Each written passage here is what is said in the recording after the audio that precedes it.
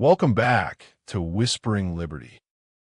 For the past several chapters, our narrative has been consumed by the desperate chase across Europe. In chapters 21 and 22, our determined group of hunters left England and began their urgent pursuit of Count Dracula, relying on Mina's terrifying psychic link to track the vampire's flight back towards his homeland. It has been a tense race against time and distance. Now, as we enter chapter 23, the pursuit is nearing its dramatic conclusion.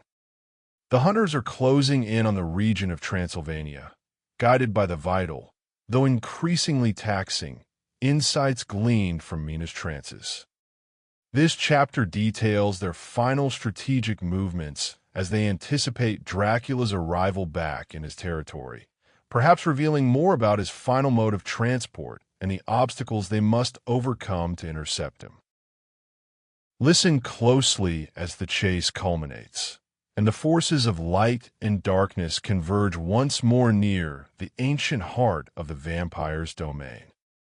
Join me now for chapter 23 of Bram Stoker's Dracula, as the hunt approaches its final, thrilling moments. Chapter 23.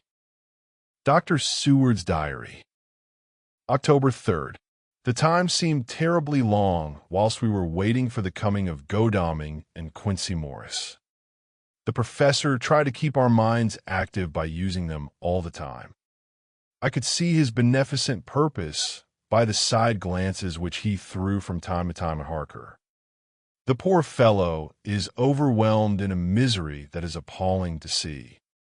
Last night he was a frank, happy-looking man with strong, youthful face, full of energy, and with dark brown hair.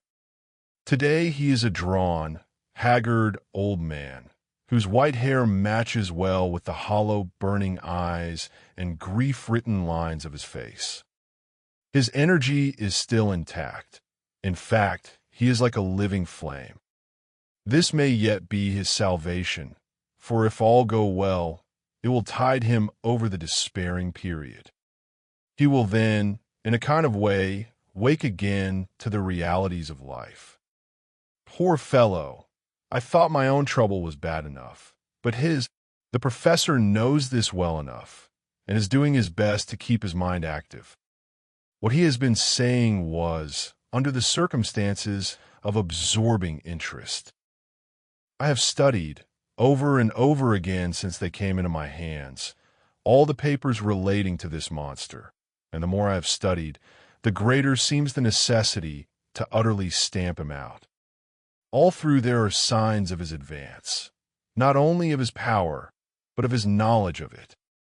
As I learned from the researches of my friend Arminus of Budapest, he was in life a most wonderful man. Soldier, statesman, and alchemist, which latter was the highest development of the science knowledge of his time.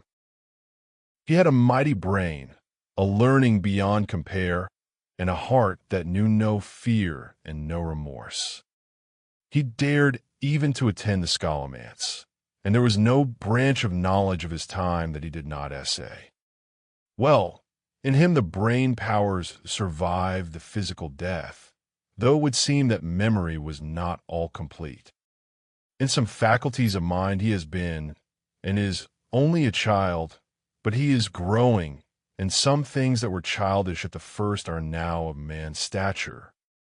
He is experimenting, and doing it well.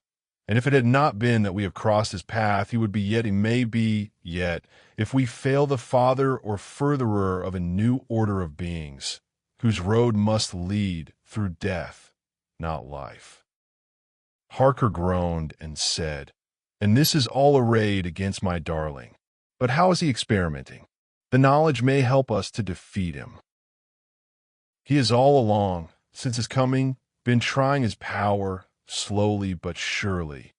That big child brain of his is working. Well, for us, it is as yet a child brain, for had he dared at the first to attempt certain things, he would long ago have been beyond our power. However, he means to succeed, and a man who has centuries before him can afford to wait and to go slow. Festina lente may well be his motto. I fail to understand, said Harker wearily. Oh, do be more plain to me. Perhaps grief and trouble are dulling my brain. Ah, my child, I will be plain. Do you not see how, of late, this monster has been creeping into knowledge experimentally? How he has been making use of the zoophagous patient to effect his entry into friend John's home. For your vampire, though in all afterwards he can come when and how he will, must at the first make entry only when asked thereto by an inmate. But these are not his most important experiments. Do we not see how at the first all these so great boxes were moved by others? He knew not then, but that must be so. But all the time that so great child brain of his was growing, and he began to consider whether he might not himself move the box. So he began to help, and then, when he found that this be all right, he tried to move them all alone. And so he progress, and he scatter these graves of him, and none but he know where they are hidden. He may have intend to bury them deep in the ground, so that he only use them in the night, or at such time as he can change his form. They do him equal well, and none may know these or his hiding place. But, my child, do not despair. This knowledge come to him just too late. Already all of his lairs but one be sterilized as for him, and before the sunset this shall be so. Then he have no place where he can move and hide. I delayed this morning that so we might be sure. Is there not more at stake for us than for him? Then why we not be even more careful than him? By my clock it is 1 hour, and already, if all be well, friend Arthur and Quincy are on their way to us. Today is our day, and we must go sure, if slow, and lose no chance. See, there are 5 of us when those absent ones return. Whilst he was speaking, we were startled by a knock at the hall door, the double postman's knock of the telegraph boy. We all moved out to the hall with one impulse, and Van Helsing, holding up his hand to us to keep silence, stepped to the door and opened it. The boy handed in a dispatch. The professor closed the door again, and after looking at the direction, opened it and read aloud. Look out for D. He is just now, 12:45, come from Carfax hurriedly and hastened towards the south. He seems to be going the round and may want to see you, Mina. There was a pause, broken by Jonathan Harker's voice. Now, God be thanked, we shall soon meet. God will act in his own way in time. Do not fear, and do not rejoice as yet, for what we wish for at the moment may be our undoings. I care for nothing now, he answered hotly, except to wipe out this brute from the face of creation.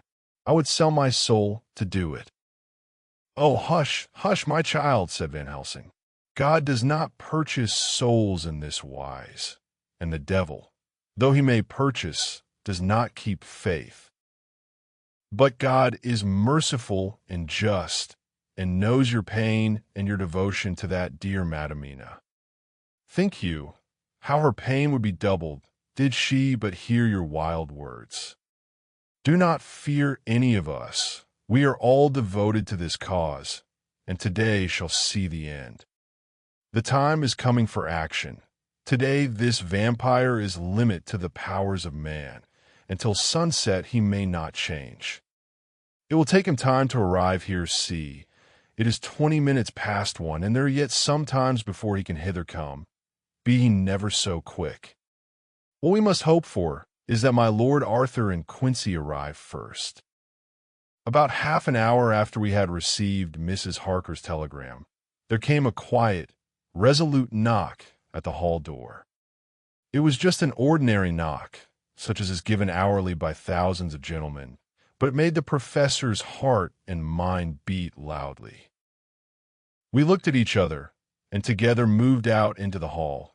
We each held ready to use our various armaments, the spiritual in the left hand, the mortal in the right. Van Helsing pulled back the latch, and, holding the door half open, stood back, having both hands ready for action. The gladness of our hearts must have shone upon our faces when on the step, close to the door, we saw Lord Godalming and Quincy Morris. "It is all right. We found both places, 6 boxes in each, and we destroyed them all." "Destroyed?" asked the professor. "For him. There's nothing to do but to wait here. If, however, he doesn't turn up by 5 o'clock, we must start off, for it won't do to leave Mrs. Harker alone after sunset." "He will be here before long now," said Van Helsing, who had been consulting his pocketbook. Nota bene, in Madame's telegram, he went south from Carfax. That means he went across the river, and he could only do so at slack of tide, which should be something before 1 o'clock. That he went south has a meaning for us. He is as yet only suspicious, and he went from Carfax first to the place where he would suspect interference least. You must have been at Bermondsey only a short time before him. That he is not here already shows that he went a mile in next. This took him some time, for he would then have to be carried over the river in some way. Believe me, my friends, we shall not have long to wait now. We should have ready some plan of attack, so that we may throw away no chance. Hush, there is no time now. Have all your arms. Be ready." He held up a warning hand as he spoke, for we all could hear a key softly inserted in the lock of the hall door. I could not but admire, even at such a moment, the way in which a dominant spirit asserted itself. In all our hunting parties and adventures in different parts of the world, Quincy Morris had always been the one to arrange the plan of action, and Arthur and I had been accustomed to obey him implicitly. Now, the old habit seemed to be renewed instinctively.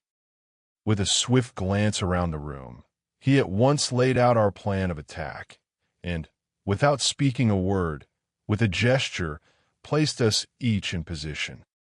Van Helsing, Harker, and I were just behind the door, so that when it was open the professor could guard it whilst we two stepped between the incomer and the door.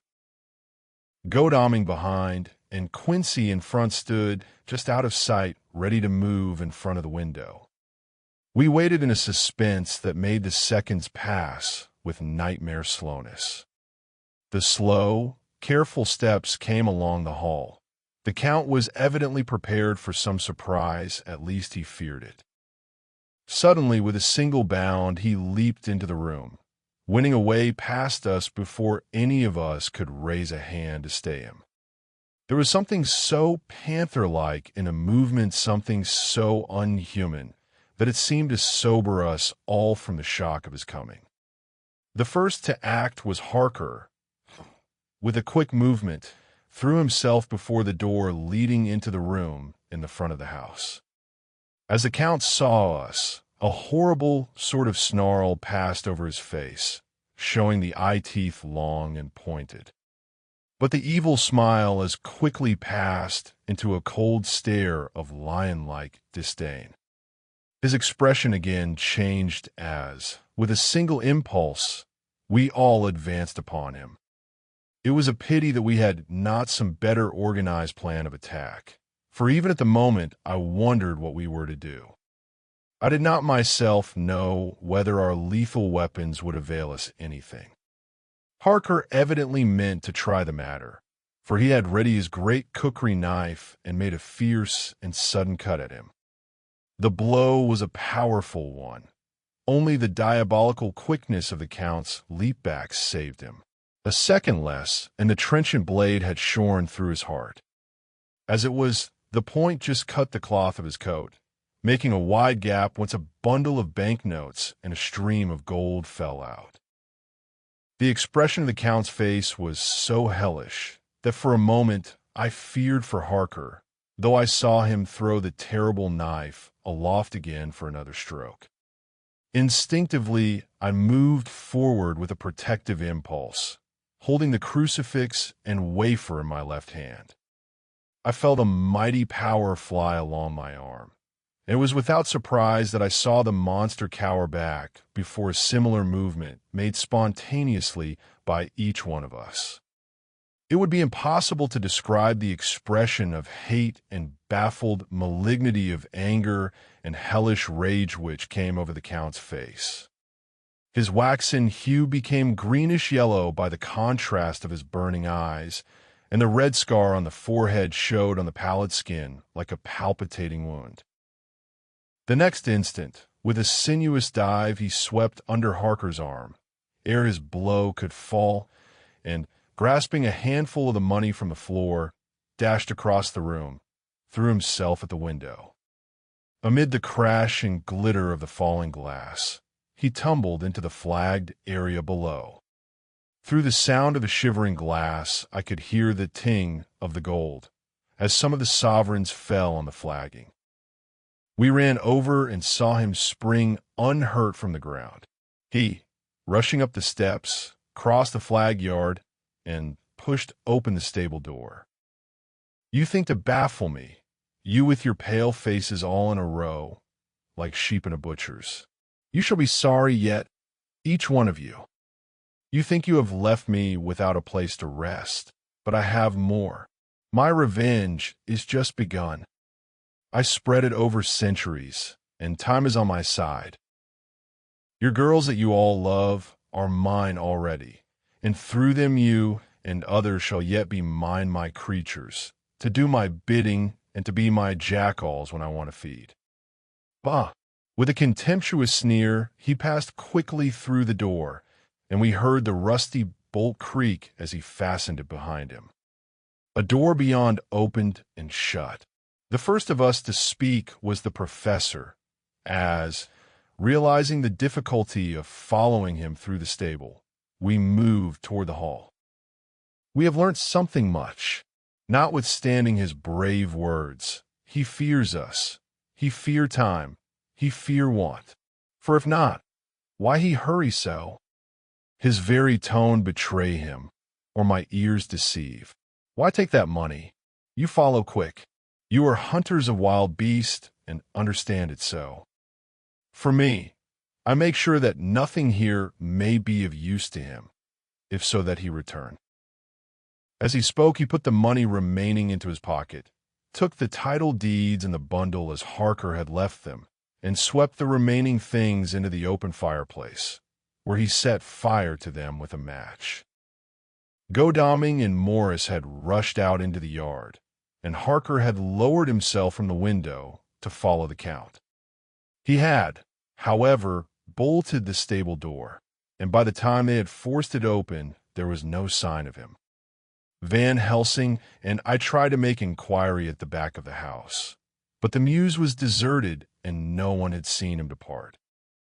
It was now late in the afternoon, and sunset was not far off. Let us go back to Madam Mina, poor dear Madam Mina. All we can do just now is done, and we can there at least protect her. But we need not despair. There is but one more earth box, and we must try to find it. When that is done, all may yet be well.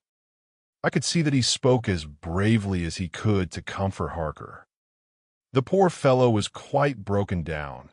Now and again he gave a low groan, which he could not suppress. He was thinking of his wife.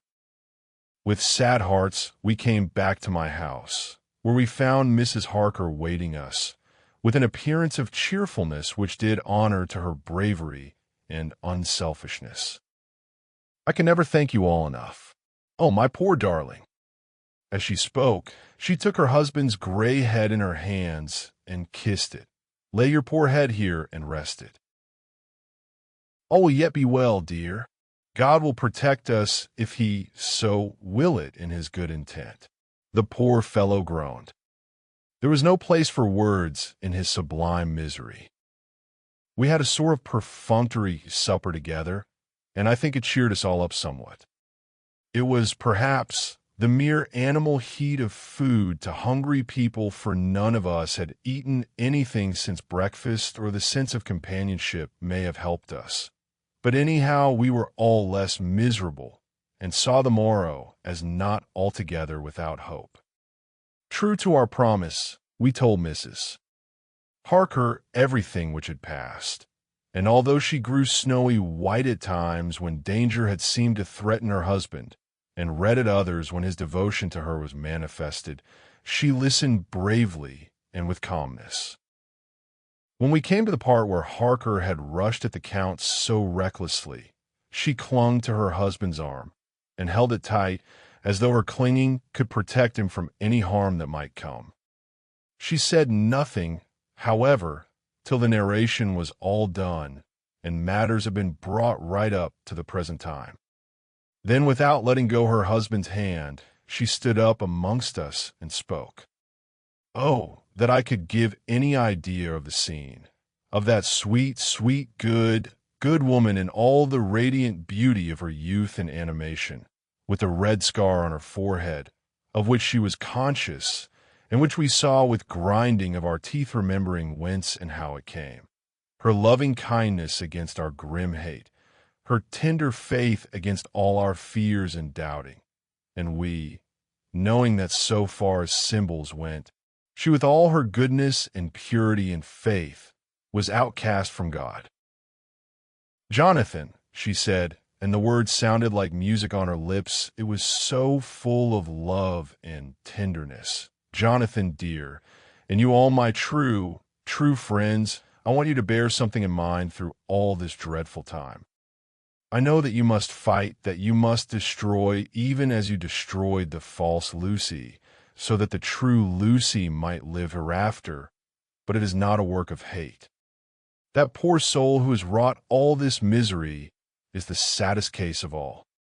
Just think what will be his joy when he, too, is destroyed in his worser part, that his better part may have spiritual immortality. You must be pitiful to him, too, though it may not hold your hands from his destruction. As she spoke, I could see her husband's face darken and draw together, as though the passion in him were shriveling his being to its core. Instinctively, the clasp on his wife's hand grew closer, till his knuckles looked white. She did not flinch from the pain which I knew she must have suffered, but looked at him with eyes that were more appealing than ever. May God give him into my hand, just for long enough to destroy that earthly life of him which we are aiming at. If beyond it I could send his soul for ever and ever to burning hell, I would do it. Oh, hush! Oh, hush! In the name of the good God, don't say such things, Jonathan, my husband, or you will crush me with fear and horror. Just think, my dear, I have been thinking all this long day of it, that perhaps some day I, too, may need such pity, and that some other like you and with equal cause for anger may deny it to me. Oh, my husband! My husband! Indeed, I would have spared you such a thought had there been another way. But I pray that God may not have treasured your wild words, except as the heartbroken wail of a very loving and sorely stricken man. Oh God, let these poor white hairs go in evidence of what he has suffered, who all his life has done no wrong, and on whom so many sorrows have come. We men were all in tears now. There was no resisting them, and we wept openly. She wept, too, to see that her sweeter counsels had prevailed. Her husband flung himself on his knees beside her, and putting his arms round her, hid his face in the folds of her dress. Van Helsing beckoned to us, and we stole out of the room, leaving the two loving hearts alone with their God. Before they retired, the professor fixed up the room against any coming of the vampire, and assured Mrs. Harker that she might rest in peace. She tried to school herself to the belief, and, manifestly for her husband's sake, tried to seem content. It was a brave struggle, and was, I think and believe, not without its reward. Van Helsing had placed at hand a bell, which either of them was to sound in case of any emergency. When they had retired, Quincy, Godalming, and I arranged that we should sit up dividing the night between us, and watch over the safety of the poor stricken lady. The first watch falls to Quincy, so the rest of us shall be off to bed as soon as we can. Godalming has already turned in, for his is the second watch. Now that my work is done, I, too, shall go to bed. Jonathan Harker's Journal. 3 to 4 October, close to midnight. I thought yesterday would never end. There was over me a yearning for sleep, in some sort of blind belief that to wake would be to find things changed, and that any change must now be for the better. Before we parted, we discussed what our next step was to be, but we could arrive at no result. All we knew was that one earth box remained, and that the Count alone knew where it was. If he chooses to lie hidden, he may baffle us for years, and in the meantime, the thought is too horrible. I dare not think of it even now. This I know, that if ever there was a woman who was all perfection, that one is my poor wrong darling. I love her 1,000 times more for her sweet pity of last night, a pity that made my own hate of the monster seem despicable. Surely God will not permit the world to be the poorer by the loss of such a creature. This is hope to me. We are all drifting reefwards now, and faith is our only anchor. Thank God, Mina is sleeping, and sleeping without dreams. I fear what her dreams might be like, with such terrible memories to ground them in. She has not been so calm within my seeing since the sunset. Then, for a while, there came over her face a repose which was like spring after the blasts of March. I thought at the time that it was the softness of the red sunset on her face, but somehow now I think it has a deeper meaning. I am not sleepy myself, though I am weary to death. However, I must try to sleep, for there is tomorrow to think of, and there is no rest for me until. Later, I must have fallen asleep, for I was awaked by Mina, who was sitting up in bed, with a startled look on her face. Hush, there is someone in the corridor. I got up softly and, crossing the room, gently opened the door.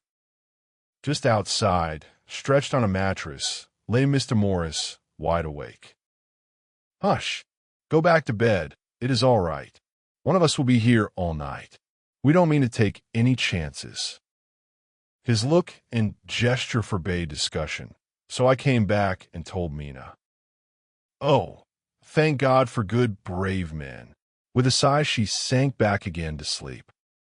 I write this now as I'm not sleepy, though I must try again. October 4th, morning. Once again during the night, I was wakened by Mina. This time we had all had a good sleep, for the gray of the coming dawn was making the windows into sharp oblongs, and the gas flame was like a speck rather than a disk of light. Go, call the professor. I want to see him at once. Why? I asked. I have an idea. I suppose it must have come in the night, and matured without my knowing it. He must hypnotize me before the dawn, and then I shall be able to speak. Go quick, dearest. The time is getting close. I went to the door. Dr.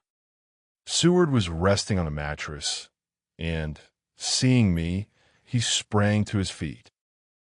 Is anything wrong? He asked in alarm. No, I replied, but Mina wants to see Dr. Van Helsing at once. I will go, he said, and hurried into the professor's room. In 2 or 3 minutes later, Van Helsing was in the room in his dressing gown, and Mr. Morris and Lord Godalming were with Dr. Seward at the door, asking questions. Oh, my dear Madam Mina, this is indeed a change. See, friend Jonathan, we have got our dear Madam Mina, as of old, back to us today. Then turning to her, he said, cheerfully, And what am I due for you? For at this hour you do not want me for nothings. I want you to hypnotize me, she said. Do it before the dawn, for I feel that then I can speak, and speak freely. Be quick, for the time is short.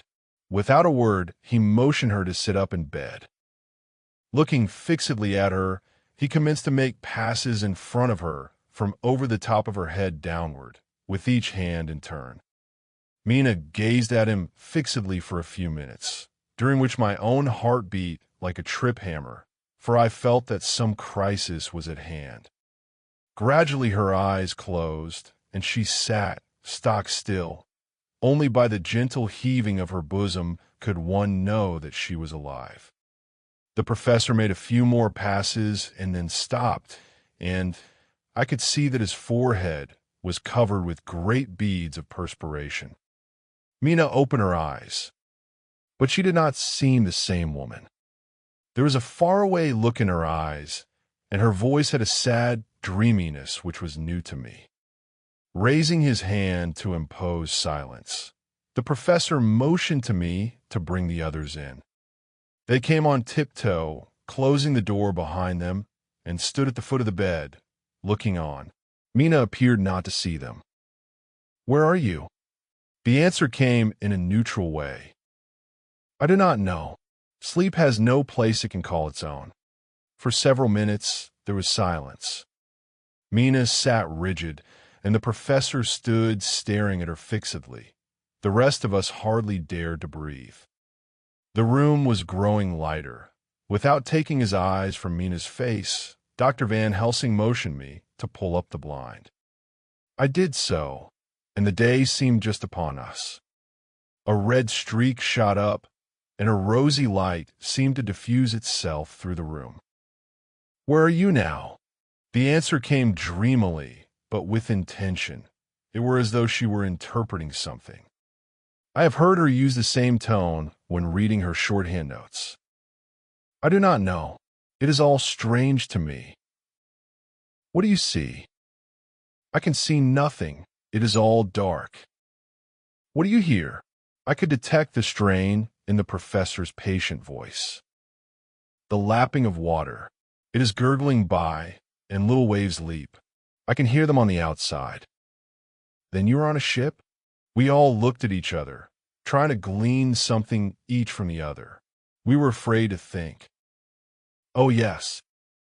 "What else do you hear?" "The sound of men stamping overhead as they run about. There is the creaking of a chain and the loud tinkle as the check of the capstan falls into the rachet." "What are you doing?" "I'm still oh so still. It is like death." The voice faded away into a deep breath as of one sleeping, and the open eyes closed again. By this time the sun had risen, and we were all in the full light of day. Dr. Van Helsing placed his hands on Mina's shoulders and laid her head down softly on her pillow. She lay like a sleeping child for a few moments, and then, with a long sigh, awoke and stared in wonder to see us all around her. "I've been talking in my sleep," was all she said. She seemed, however, to know the situation without telling, though she was eager to know what she had told. "Then there is not a moment to lose. It may not be yet too late. Mr. Stay, my friends." That ship, wherever it was weighing anchor while she spoke. There are many ships weighing anchor at the moment in your so great port of London. Which of them is it that you seek? God be thanked that we have once again a clue, though whither it may lead us we know not. We have been blind somewhat, blind after the manner of men, since when we can look back we see what we might have seen looking forward, if we had been able to see what we might have seen. Alas, but that sentence is a puddle, is it not? We can know now what was in the Count's mind, when he seized that money, though Jonathan's so fierce knife put him in the danger that even he dread. He meant escape. Hear me, escape. He saw that with but one earth box left, and a pack of men following like dogs after a fox, this London was no place for him. Break time equals 0. 3s / he have take his last earth box on board a ship, and he leave the land. He think to escape, but no. We follow him. Taglio. As friend Arthur would say, when he put on his red frock. Our old fox is wily, oh, so wily, and we must follow with wile. I, too, am wily, and I think his mind in a little while. In meantime we may rest and in peace, for there are waters between us which he do not want to pass, and which he could not if he would unless the ship were to touch the land, and then only at full or slack tide. See, and the sun is just rose, and all day to sunset is to us. Let us take bath and dress, and have breakfast which we all need, and which we can eat comfortably, since he be not in the same land with us. But why need we seek him further, when he's gone away from us? Ask me nothings as yet. When we have breakfast, then I answer all questions. He would say no more, and we separated to dress. After breakfast, Mina repeated her question. Because, my dear, dear Madam Mina, now more than ever must we find him, even if we have to follow him to the jaws of hell. Why? Because, he answered solemnly, he can live for centuries, and you are but mortal woman. Time is now to be dreaded, since once he put that mark upon your throat. I was just in time to catch her as she fell forward in a faint.